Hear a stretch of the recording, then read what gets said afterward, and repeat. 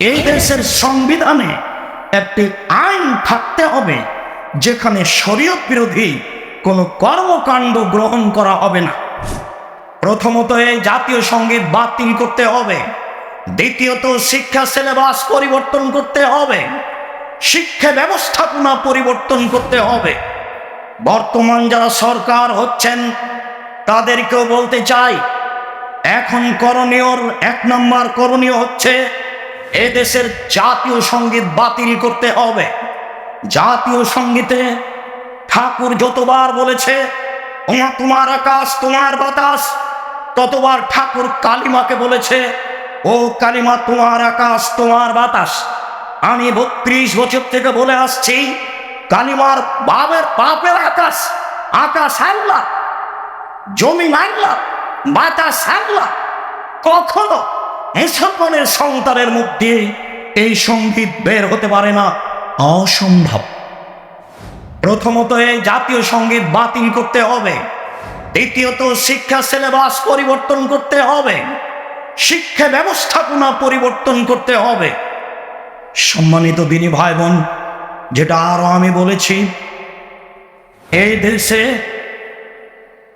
এমন একটি আইন বাস্তবায়ন করতে হবে যেখানে অন্তত প্রথম শ্রেণী থেকে 8ম শ্রেণী পর্যন্ত ছেলেরা কোরআন মাজিদ পড়তে শিখে পড়াতে বাধ্য করা হয়, সেখানে থাকতেই হবে।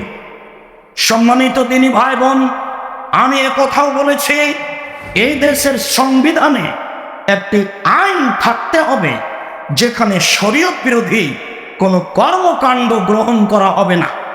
এ আইন সংবিধানে থাকতে হবে। সম্মানিত দিনী ভাই বোন, কথাও বলতে চাই, এই দেশের সরকার ইলেকশনে হবে না, সিলেকশনে হবে। হিন্দু মুসলমান বৌদ্ধ খ্রিস্টান টোকায়ের ভোটে সরকার নির্বাচন হবে না। সরকার নির্বাচন হবে জ্ঞানীগুণী সুশিক্ষিত বুদ্ধিমান হুঁশিয়ার মানুষের পরামর্শে। যে আদেশ করেছিলেন অর্ধ পৃথিবীর খলিফা কুশাগর বুদ্ধিজীবী রাজনীতিবিদ ওমর, তিনি বলে গেছেন পৃথিবীর মানুষ পরামর্শ করে খলিফা নির্বাচন করিও, নিজে থেকে খলিফা নির্বাচন করিও না। জাতিকে এইভাবেই খলিফা নির্বাচন করতে হবে। সম্মানিত দিনী ভাই বোন, এদেশের শিক্ষা প্রতিষ্ঠান কলেজ বিশ্ববিদ্যালয়কে রাজনীতি থেকে মুক্ত করতে হবে। কোন ছেলে শিক্ষার নামে কলেজ বিশ্ববিদ্যালয়ে পড়তে গিয়ে যেন রাজনীতি করতে না পারে, এইটা চিরদিনের জন্য বাতিল করতে হবে।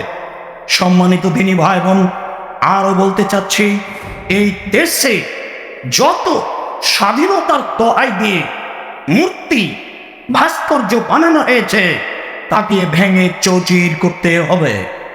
ভবিষ্যতেও যেন আর কোনোদিন কেউ জাতির সম্পদ দিয়ে মূর্তি ভাস্কর্য নির্মাণ না করে, এটা সংবিধানে লিখিত থাকতে হবে।